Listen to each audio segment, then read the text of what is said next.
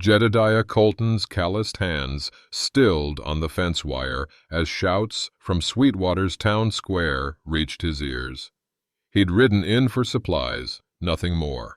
3 years of solitude had taught him the value of minding his own business.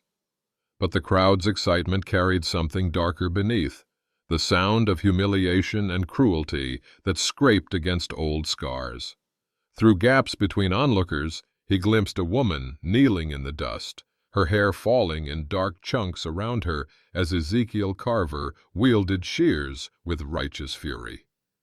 The patriarch's voice boomed across the square about family honor and wifely obedience while blackening the woman's face with coal dust. Something snapped in Jed's chest, a memory of another woman, another time, when he'd stood frozen, watching. His quiet life waited safely beyond town limits, but his mother's ghost whispered that some debts couldn't be outrun. Jed moved toward the crowd. What makes a man break years of isolation to step between a powerful family and their victim? Jed's about to discover that rescue is just the beginning, and that offering sanctuary might cost everything he's built. Would you risk your hard-won peace to stand against public cruelty? Share your thoughts below about where the line between self-preservation and moral duty should be drawn. Follow this story of quiet courage and healing as 2 wounded souls find strength in the harshest territory of all, learning to trust again. The sun rose harsh over Wyoming territory, painting the endless grasslands gold as Jedediah Colton tightened the cinch on his horse's saddle. 4 years since he'd bothered with more than the barest necessities from town, and the prospect of breaking that streak sat like a stone in his gut. His provisions had dwindled to coffee grounds and salt pork, leaving little choice in the matter. "Easy there, Storm," he murmured, as the gray stallion shifted restlessly. The horse understood him better than any human had in years, maybe ever.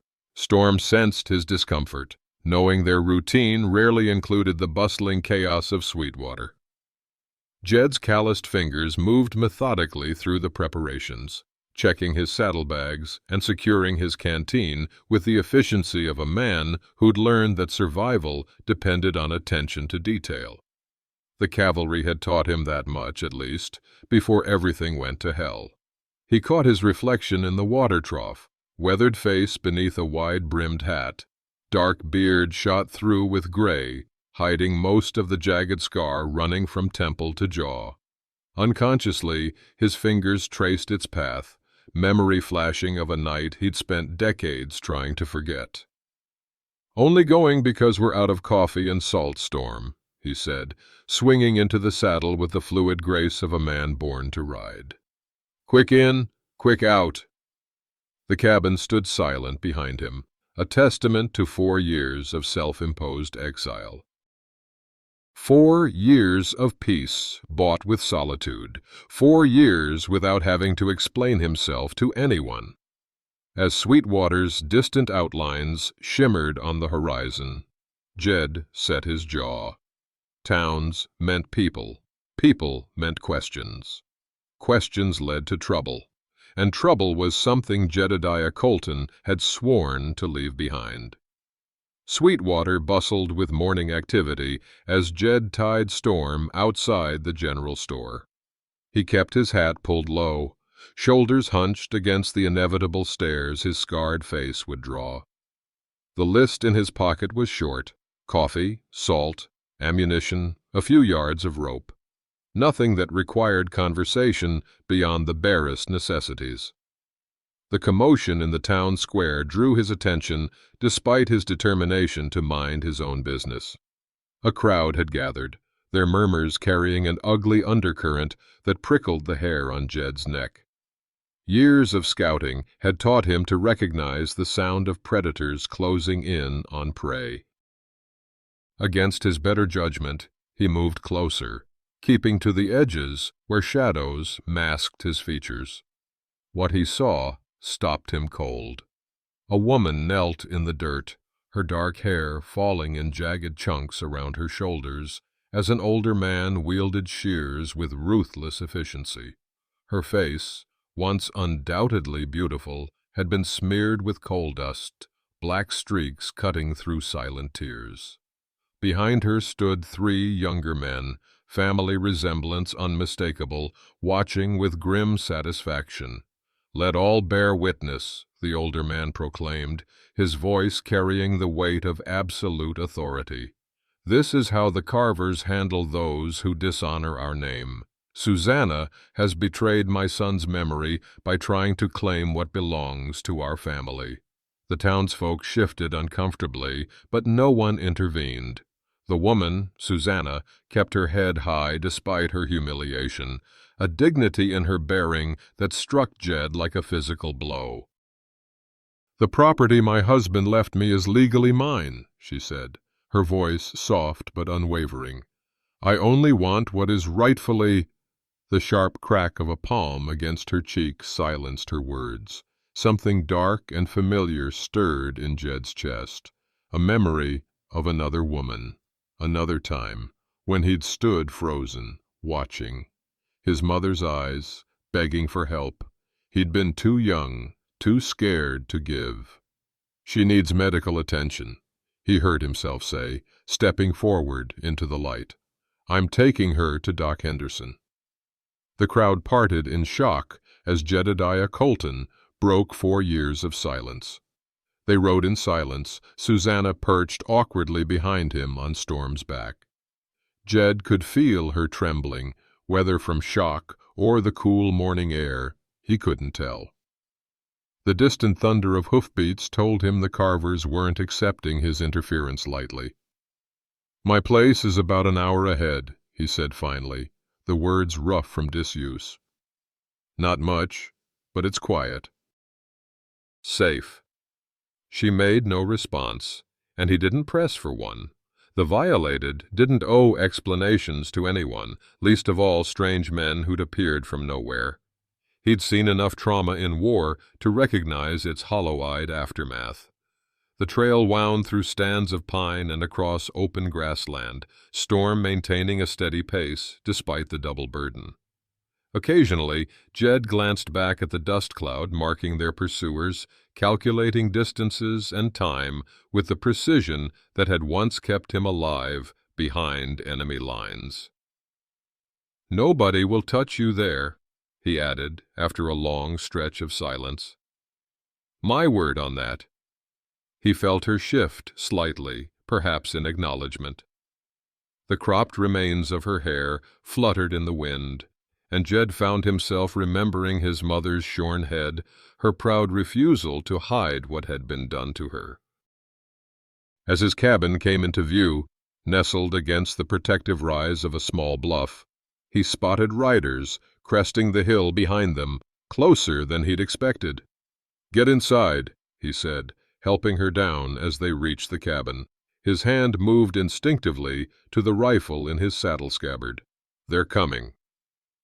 4 years of peace was about to end. Jedediah Colton stood at his property line, rifle held across his chest, not aimed, but ready. The 3 riders approached with the confidence of men accustomed to others stepping aside. Joshua Carver, Ezekiel's eldest son, led the group, his face a younger, sharper version of his father's. Behind him rode 2 hired men, hands resting casually near their holsters. Jed had positioned himself where the trail narrowed between 2 large boulders. Anyone wanting to reach his cabin would have to go through him, and the terrain prevented them from easily flanking his position. The strategy was instinctive, born of years spent in hostile territory during the war. "That woman belongs to the Carver family," Joshua called out, reining his horse to a stop several yards away. "Hand her over now, and my father might forget this misunderstanding. She's under my roof now, my protection." Jed's voice was quiet, but carried the weight of absolute certainty. Joshua's eyes narrowed. "Do you have any idea who we are? The Carvers practically built Sweetwater." "And I reckon you can return there just as easily as you came," Jed replied, not moving an inch. Joshua nudged his horse forward, as if to ride past. In one fluid motion, Jed shifted position, blocking the path, his hand dropping to rest on the rifle's action. The hired men tensed, reaching for their weapons. Joshua raised a hand to stop them, his calculated gaze assessing the scarred man before him. "You've no idea what you're starting, stranger." "Not a stranger. Name's Jedediah Colton. And I know exactly what I'm doing." Something flickered in Joshua's eyes. Recognition, perhaps, or wariness. He backed his horse a few steps. "Next time we come, it won't be for talking," he warned as they turned to leave. Jed watched until they disappeared over the ridge, then headed back to the cabin and the woman who'd upended his carefully constructed solitude. Night had fallen by the time Doc Henderson's buggy rattled up to the cabin. Jed met him outside, lantern in hand, speaking in hushed tones as the elderly physician collected his medical bag. "Appreciate you coming out, Doc. Wasn't sure you'd remember me." Doc Henderson snorted, his white beard jutting forward. "Known you since you were scouting for the Union cavalry, boy. Memory's not that bad yet." He peered at Jed in the lantern light. "Though I might ask if you've lost your mind, crossing Ezekiel Carver." Inside, Susanna sat at Jed's rough-hewn table, wrapped in a blanket. She'd washed some of the coal dust from her face, but dark smudges remained, mingling with the bruise forming on her cheek. Her eyes followed the doctor's movements with the wariness of a wounded animal. "Mrs. Carver," Doc said gently, setting his bag on the table. "I need to check that cheek and make sure there's no serious damage." Jed moved to the far side of the one-room cabin, busying himself with the coffee pot, giving them space while keeping a watchful eye on the window. "The cut on your scalp needs cleaning," Doc said, examining where the shears had nicked her during the crude haircut. "Nothing too serious, but we'll want to prevent infection." As Doc worked, he spoke softly about inconsequential things: the weather, his cranky mare, anything to fill the silence and ease the tension. Gradually, Susanna's shoulders relaxed. "Thank you for the care, Doctor," she said finally, her voice barely audible. Doc Henderson packed up his supplies, then turned to Jed by the door. "The Carvers don't forget slights, real or imagined," he warned quietly. "You've made powerful enemies today. Wouldn't be the first time. They're saying she's unstable, Jed, that you took advantage of her condition. Watch yourself in town." Doc's eyes were troubled. "But for what it's worth, I think you did right by her. Not many would have stepped in." Jed nodded once, watching as the doctor's buggy disappeared into the darkness, wondering if he'd made the biggest mistake of his life, or finally begun to atone for the greatest. With Doc Henderson gone, the cabin seemed smaller, the silence between them heavier. Jed moved about, with deliberate calm, banking the fire for the night, laying out his bedroll near the hearth. "You take the bed," he said, gesturing to the simple frame against the far wall. "I'm fine here." Susanna hadn't moved from the table, her fingers tracing the grain of the wood. The silver wedding band on her finger caught the firelight. "Why did you help me, Mr. Colton?" Her question hung in the air between them. Jed paused in his preparations, considering and discarding several responses before settling on the truth. "Some things a man can't ride past." She nodded slightly, as if his answer confirmed something. With careful dignity, she rose and moved to the basin of water he'd set out, beginning to methodically wash the remaining coal dust from her face.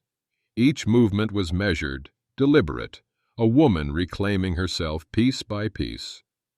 Jed kept his distance, moving slowly and making his intentions clear with each action. He'd known men broken by war, had seen that same careful rebuilding in their eyes.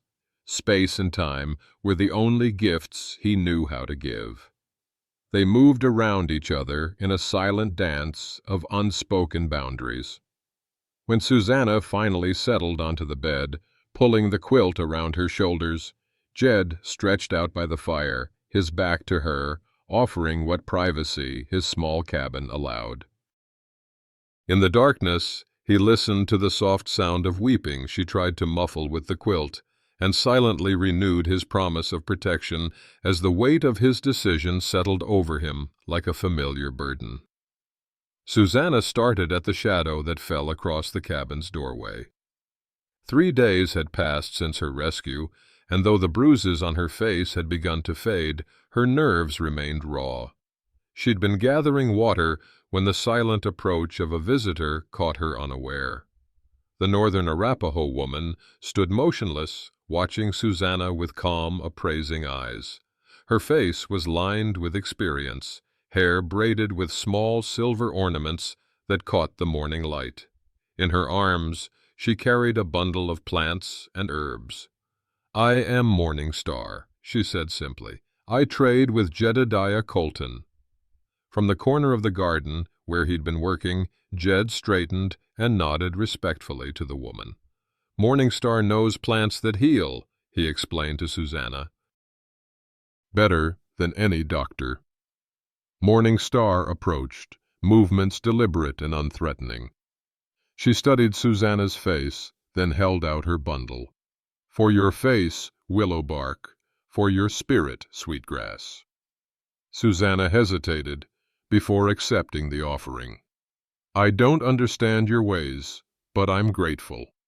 Understanding comes later. Healing comes first." Morning Star gestured toward the cabin. "I will show you." Over the next hour, Morning Star demonstrated how to prepare the herbs, crushing some, steeping others, creating poultices and teas. Her hands moved with practiced efficiency, and Susanna found herself following along, the simple tasks providing a welcome focus beyond her trauma. Jed kept his distance, tending to chores while respecting the women's space, though his eyes occasionally drifted to them with something like approval. Before leaving, Morning Star gently examined Susanna's crudely cut hair, running weathered fingers through the uneven strands. "Your hair will grow," she said softly. "Your strength already shows." The simple statement, delivered without pity, brought the first genuine smile to Susanna's lips since she'd arrived at Jed's cabin. "No, please." The cry tore through the night, jolting Jed from sleep. He reached instinctively for his rifle before realizing the danger came from within, not without.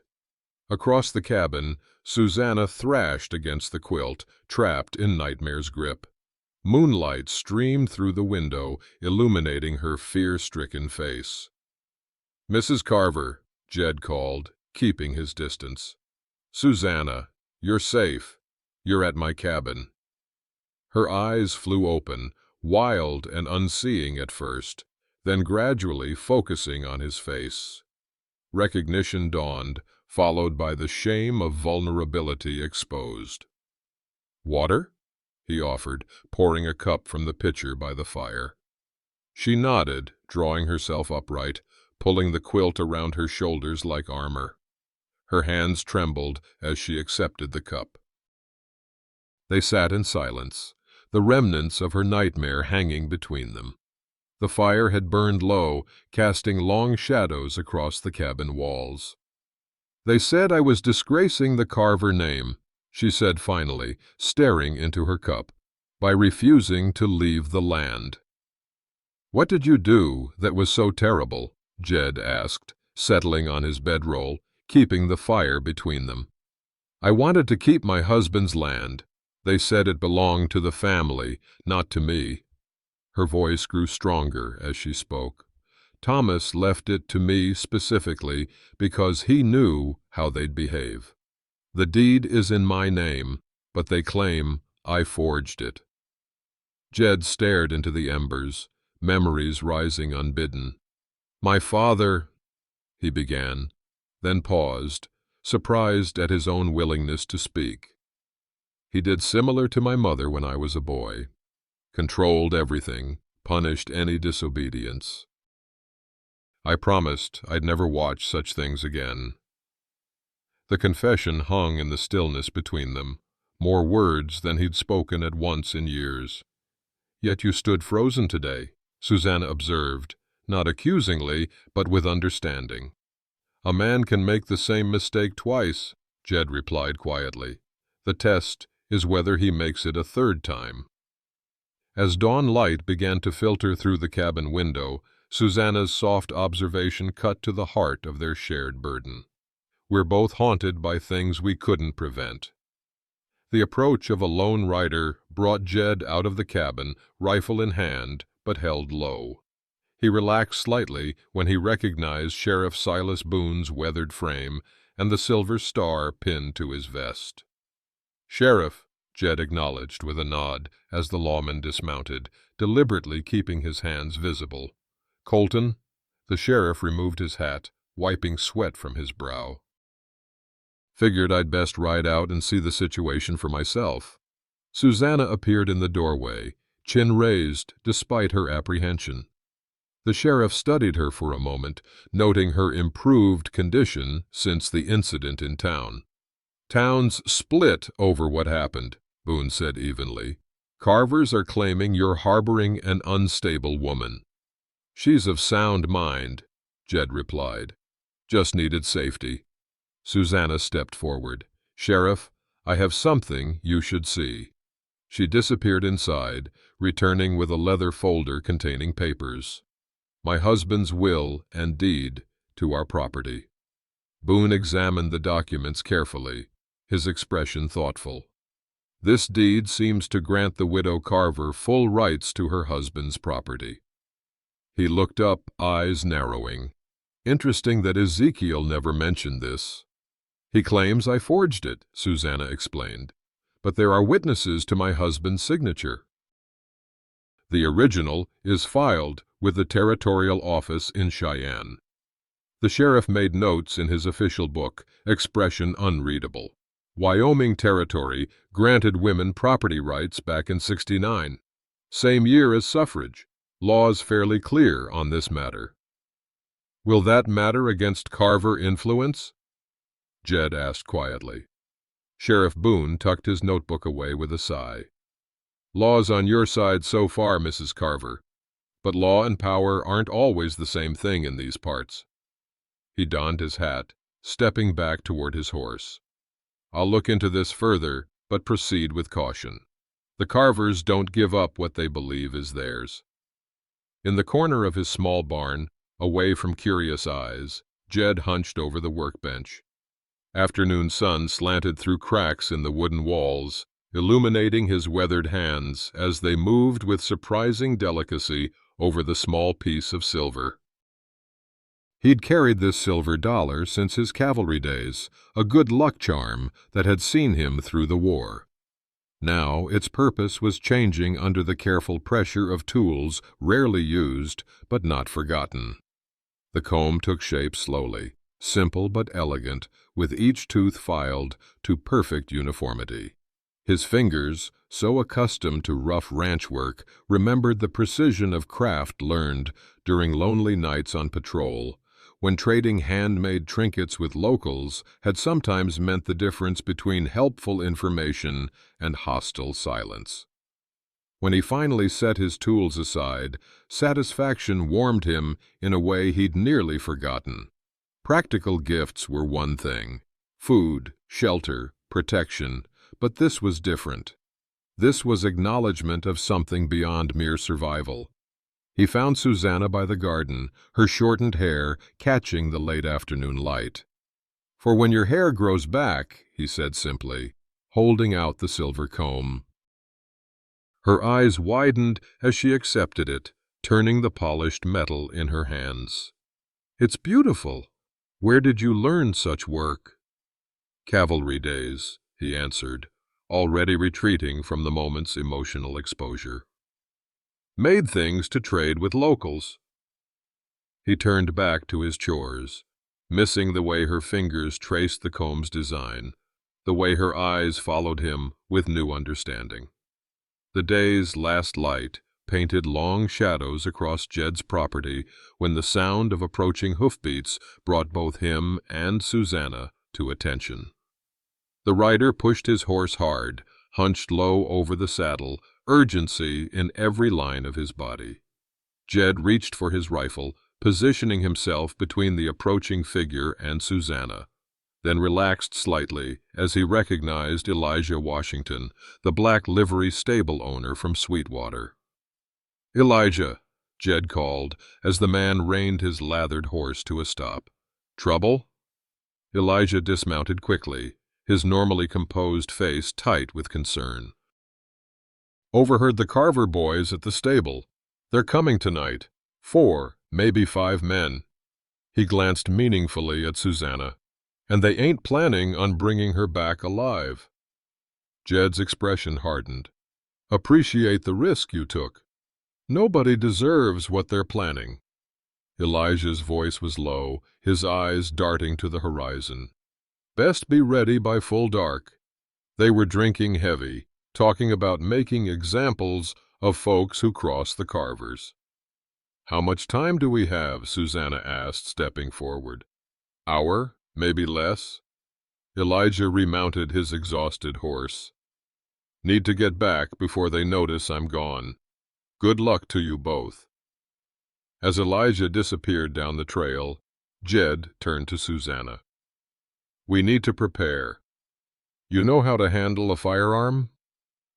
The question hung between them as the sun dipped below the horizon, shadows merging into the coming night. Somewhere out there, men with violence in their hearts were riding toward them. "Tonight, we find out what the Carvers are truly willing to do," Jed said grimly, checking his ammunition.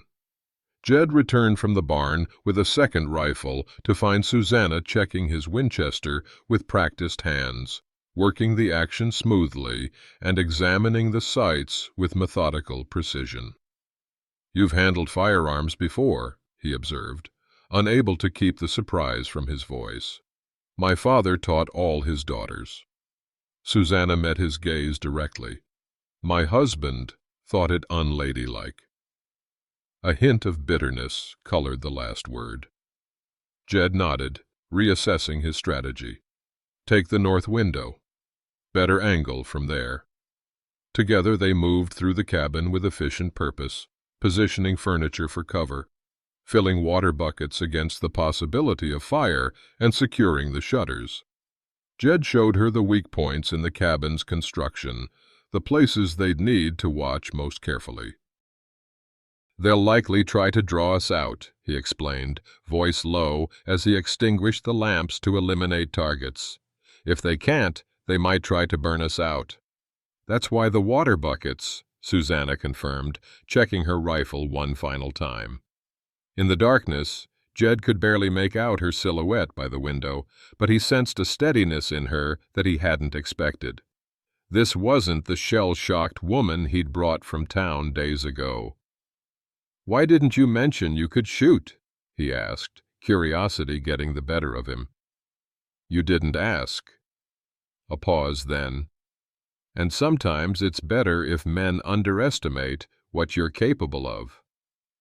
The wisdom in that statement settled between them as they took their positions, alert to every sound in the gathering darkness.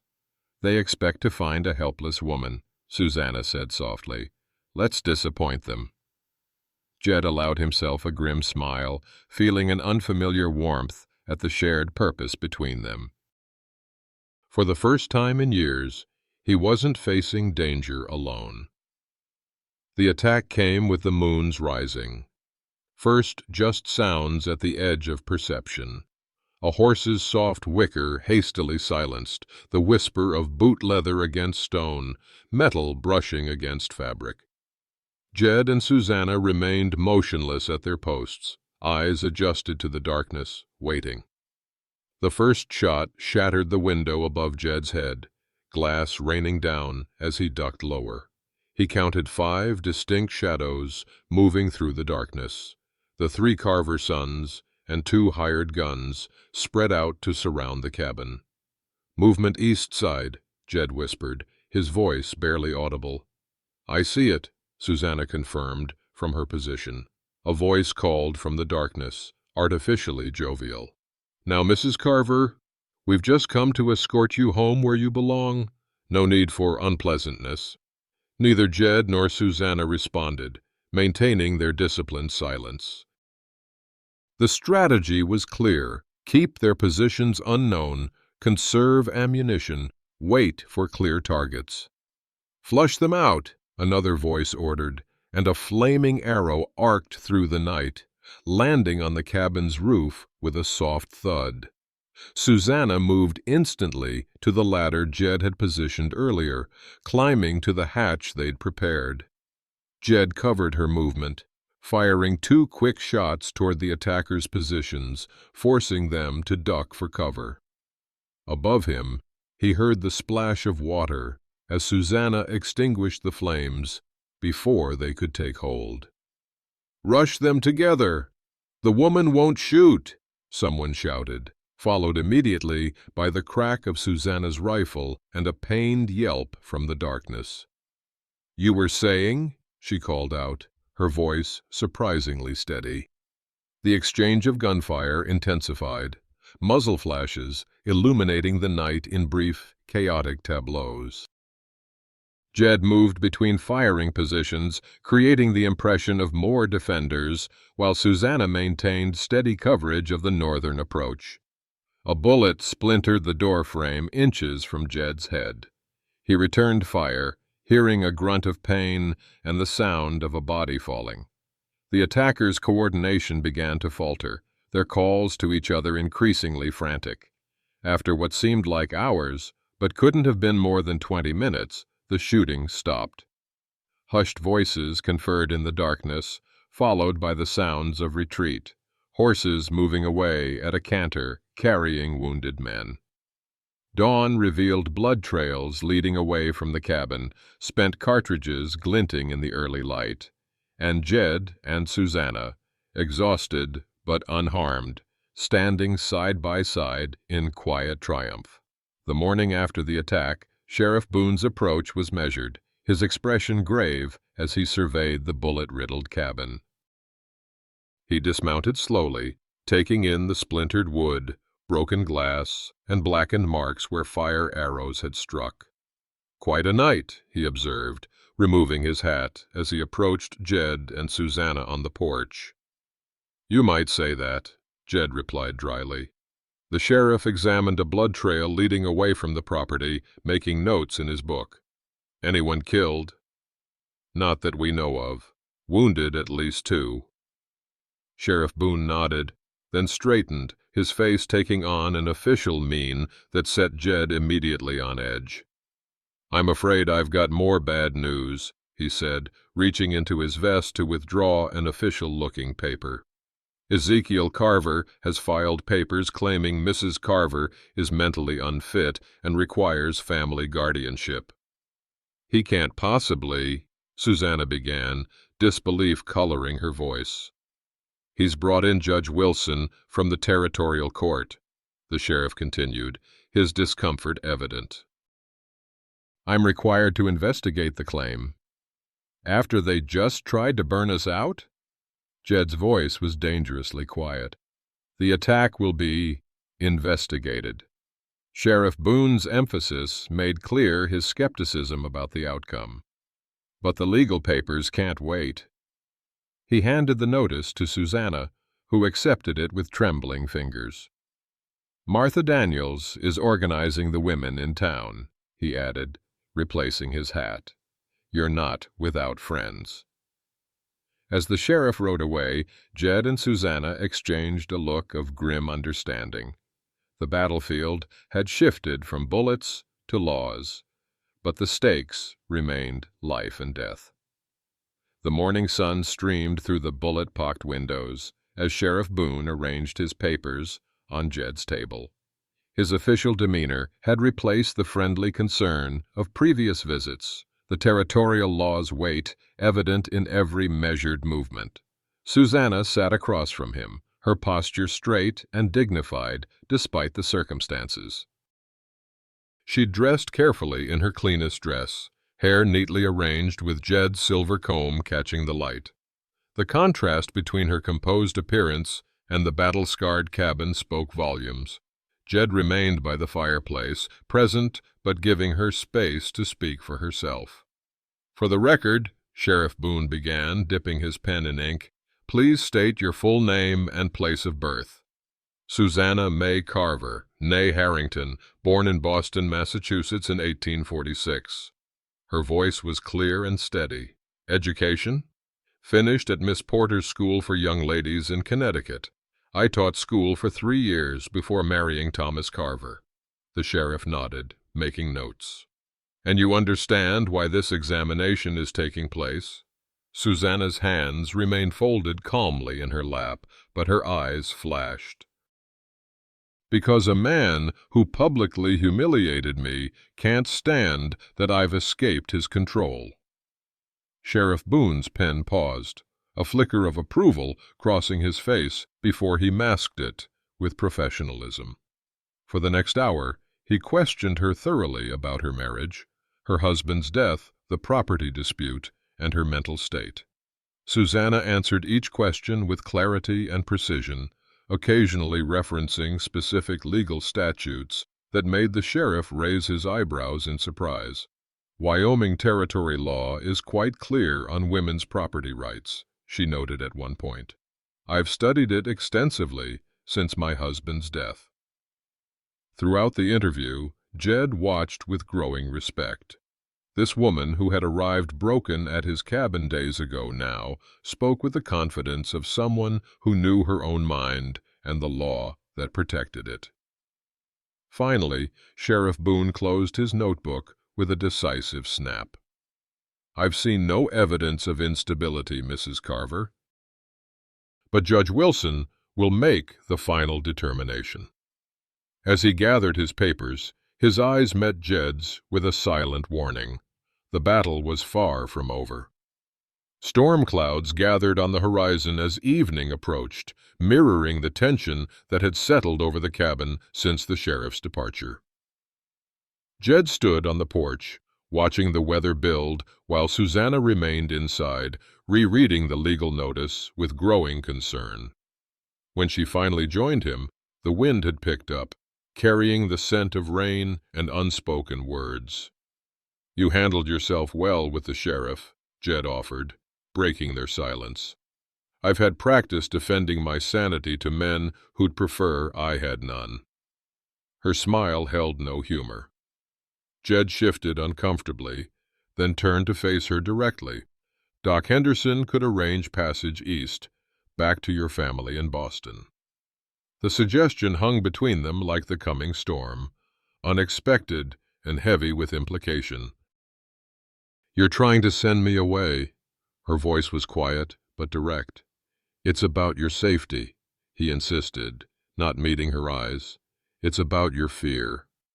Susanna stepped closer, forcing him to look at her. "Not of the Carvers, of whatever this is becoming between us."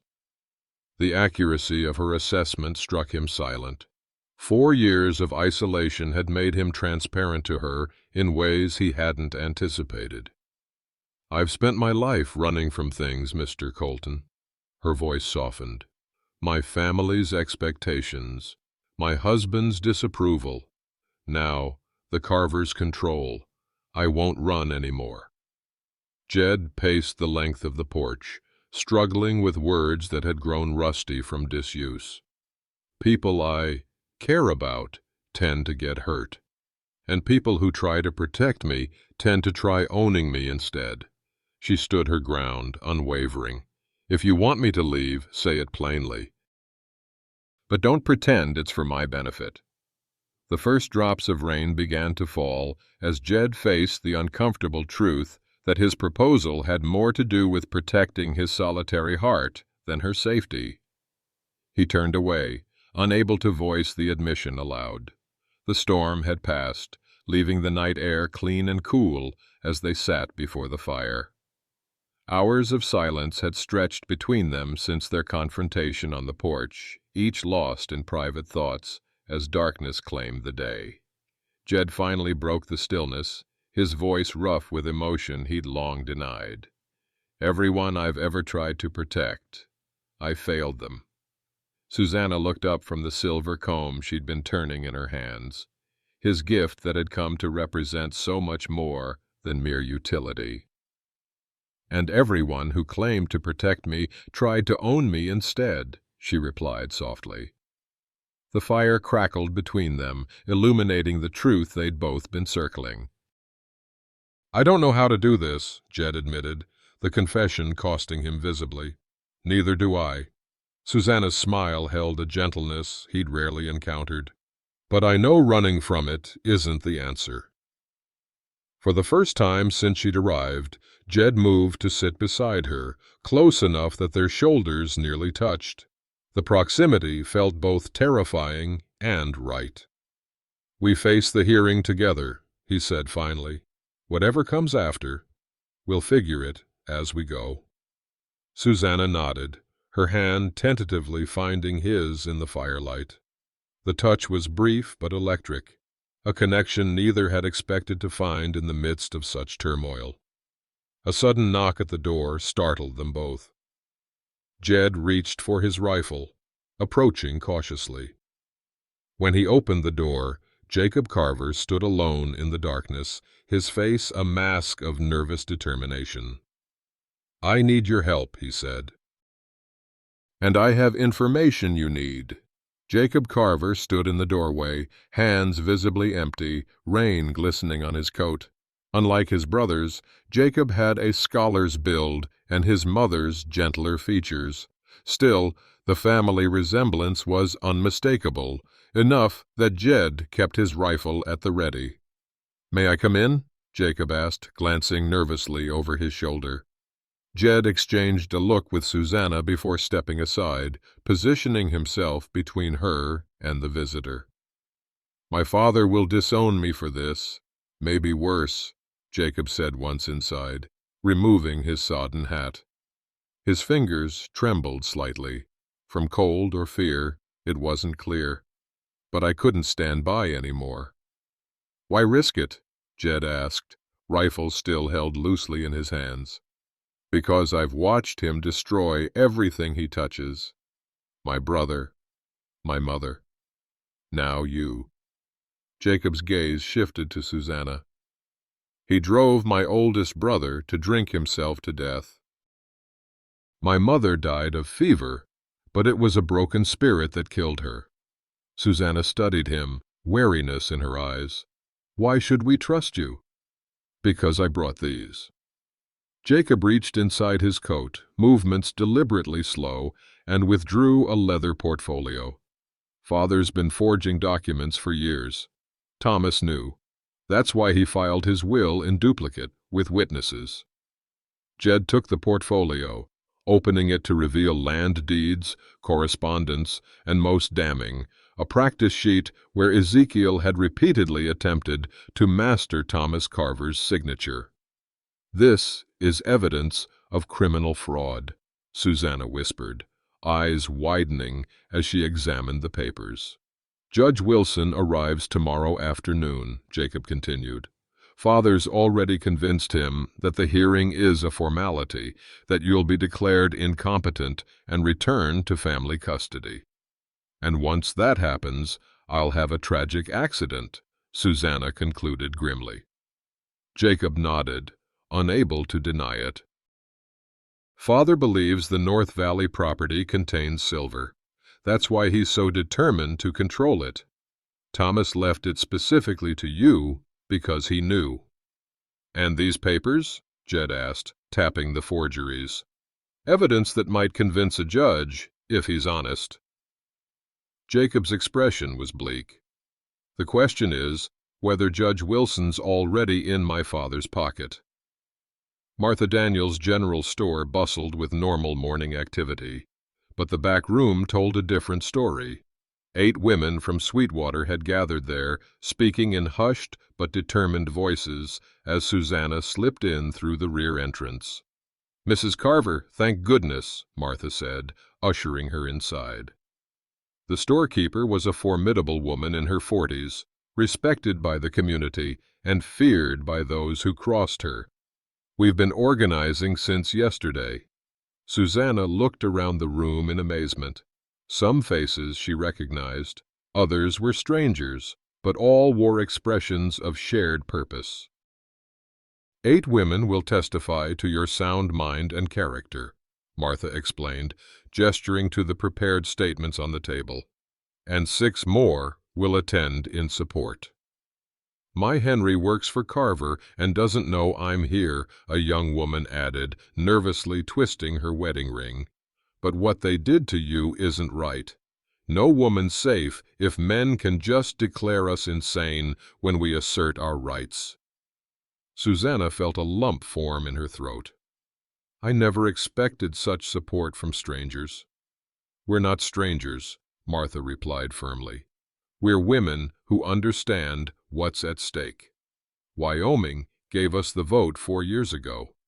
Now we need to stand together to make those rights mean something." The meeting continued with remarkable efficiency. Women signed statements, practiced their testimony, and arranged signals for the hearing. Several had brought clothing for Susanna, proper attire for court that would underscore her competence and respectability. "The men might control the judge," Martha said as they concluded, "but they can't ignore a unified community statement. Ezekiel Carver may own half the businesses in town, but he doesn't own us." As customers entered the store, the women dispersed quickly, each nodding to Susanna with quiet solidarity as they departed through different exits. "The Carvers have power," Martha said confidently, "but they don't have all of us." The trail between town and cabin stretched before Jed and Doc Henderson as they rode side by side, discussing the upcoming hearing. The old doctor had visited that morning, officially to check Susanna's health, unofficially to coordinate testimony. "I'll speak to her sound mind and improving physical condition," Doc explained, "but your testimony about what you witnessed in the town square will be crucial." Jed shifted uncomfortably in the saddle. "Not much for public speaking." "I noticed," Doc replied dryly. "You'll need to practice." With resignation, Jed attempted to rehearse what he would say. "I witnessed... No. I saw Mrs. Carver treated with..." He stopped, removing his hat to wipe nervous sweat from his brow. "Damn it, Doc." "Simpler, Jed. Just tell what you saw with your own eyes." Facing a rebel charge was easier than this. "Because you knew how to fight with a gun," Doc observed. "Now you're learning to fight with words." They continued practicing as they rode, Doc's patient guidance helping Jed find language for what he'd witnessed. Gradually, the halting phrases became smoother, more confident, until Jed could describe the events in the town square without stumbling. "Good," Doc said finally. "Remember, Wilson's a fair judge most days. Just speak plainly and honestly." As they crested the final hill toward Jed's cabin, Doc reached into his saddlebag and withdrew a telegram. "Sheriff asked me to deliver this." The judge arrived on the morning stage. "Hearings tomorrow at noon." Jed straightened his shoulders, his resolve visible in the set of his jaw. Tomorrow would decide everything. Sweetwater's town hall had never seen such a gathering. By noon, every bench was filled, with onlookers lining the walls and spilling onto the porch. The room had divided itself without instruction. Carver supporters on one side, Susanna's unlikely coalition on the other. Judge Wilson, a stout man with shrewd eyes and a carefully trimmed beard, surveyed the crowd from behind the hastily arranged magistrate's table.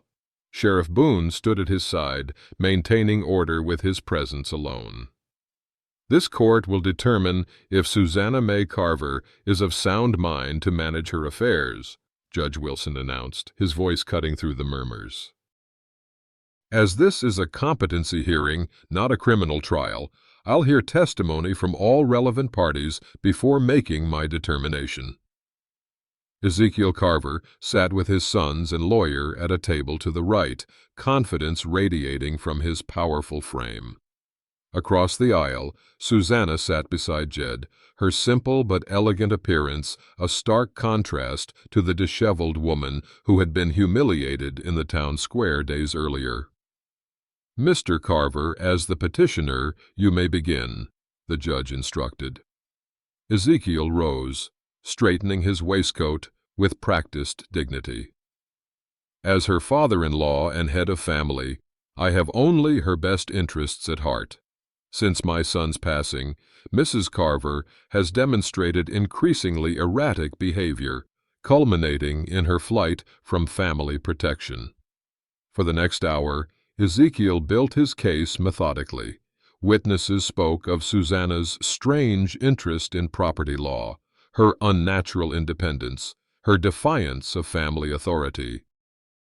Each testimony carefully constructed the image of a woman unsuited to manage her affairs. Then Martha Daniels took the stand, the first of several women who testified to Susanna's clear-minded conversations, her knowledge of business matters, her proper conduct in church and social gatherings. "I saw Mrs. Carver at church last Sunday," Martha stated firmly. "She spoke clearly and sensibly about Scripture, showing more theological understanding than most in attendance." The momentum shifted further when Doc Henderson testified to Susanna's sound mental condition despite the trauma she'd suffered. When Jacob Carver was called, a hush fell over the room. Ezekiel's face darkened as his youngest son approached the witness stand, papers clutched in his hand. "My father seeks control of the North Valley property that legally belongs to Susanna," Jacob stated, his voice gaining strength with each word. "We recently discovered silver deposits there. These papers show my father's attempts to forge my late brother's signature on property transfers." As evidence mounted against him, Ezekiel's confident facade began to crack. Judge Wilson's expression grew increasingly grave. "Mr. Colton," the judge said finally, "as the man who intervened, your testimony is particularly relevant." Jed approached the witness stand slowly, his throat dry as desert sand. For a man who'd spent years avoiding notice, standing before the packed room felt like walking into enemy fire unarmed. His fingers instinctively touched the scar on his face, a habit when uncomfortable. "Please state your name for the record," Judge Wilson instructed. "Jedediah Colton." His voice came out as barely more than a whisper. "Speak up, sir." Jed cleared his throat, his eyes finding Susanna's in the crowd. The quiet strength in her gaze steadied him. "Jedediah Colton," he repeated more firmly. "And please tell this court what you witnessed in the town square last week." Jed started haltingly, words stumbling over each other. A few snickers rose from the Carver supporters. Then he took a deep breath, remembering Doc's advice to simply tell what he saw.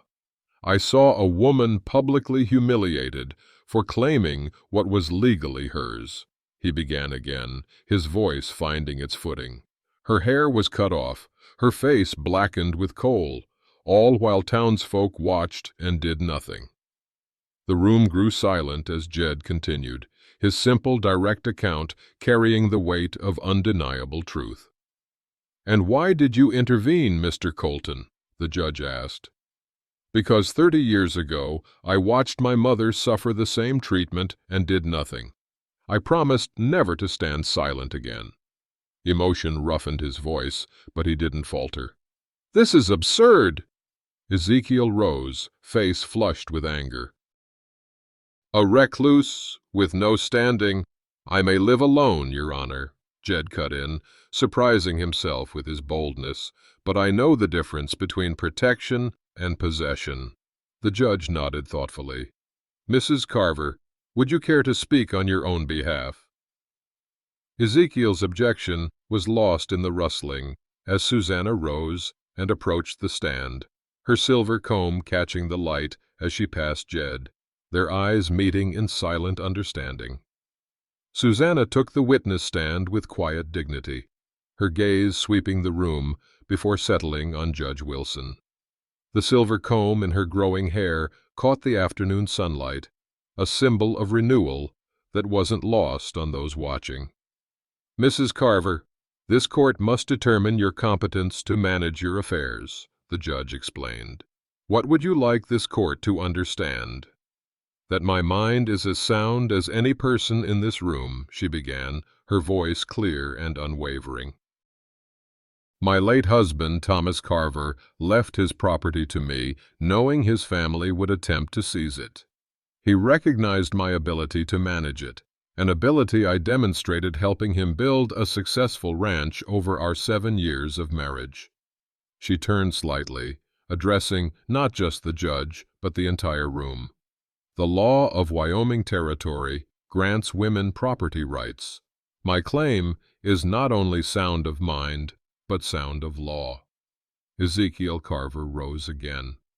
Your Honor, a woman's natural place is under male protection, scripture and tradition. The law, Mr. Carver, Judge Wilson interrupted firmly, not your interpretation of scripture governs this territory. For another 15 minutes, Susanna answered questions about her education, her management of the ranch with Thomas, and her plans for the property.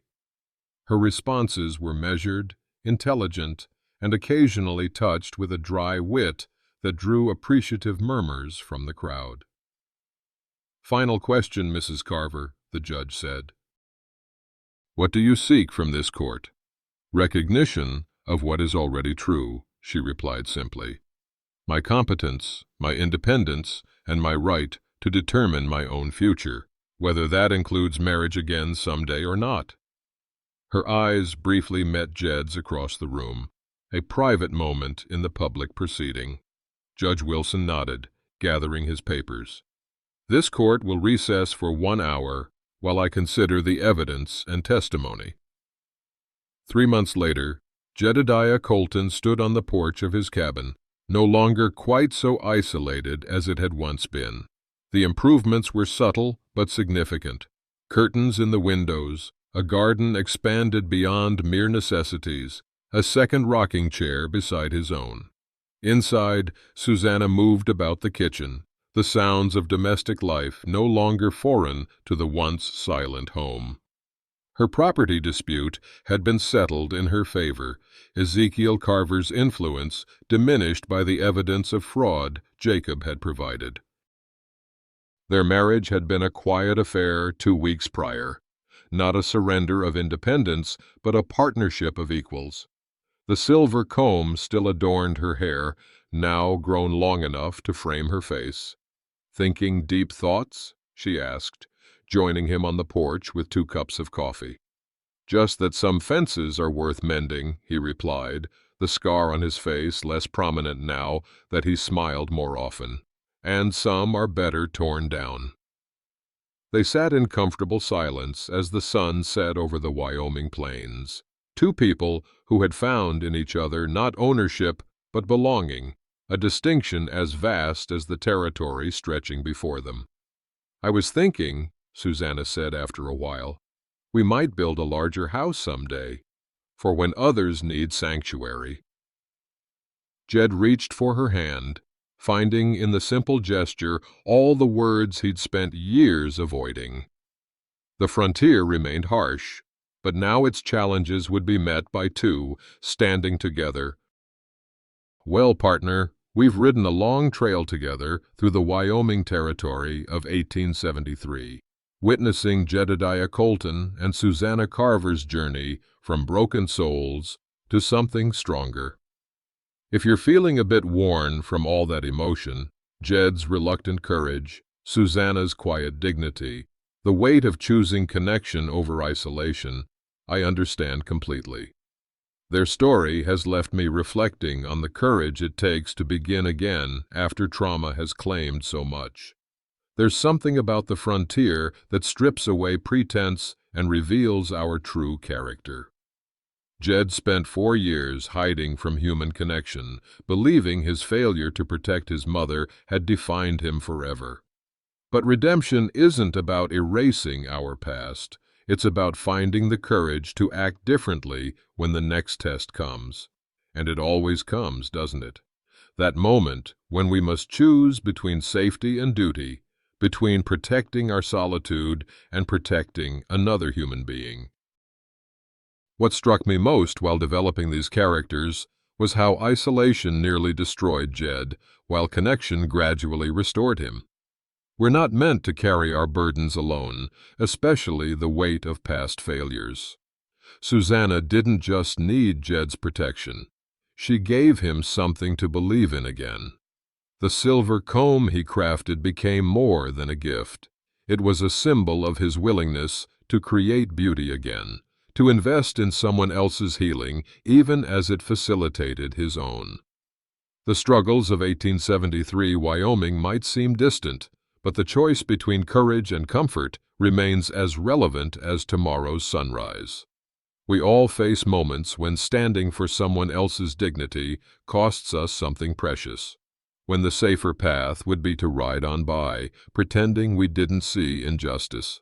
Jed and Susanna learned what the frontier has always taught those brave enough to listen.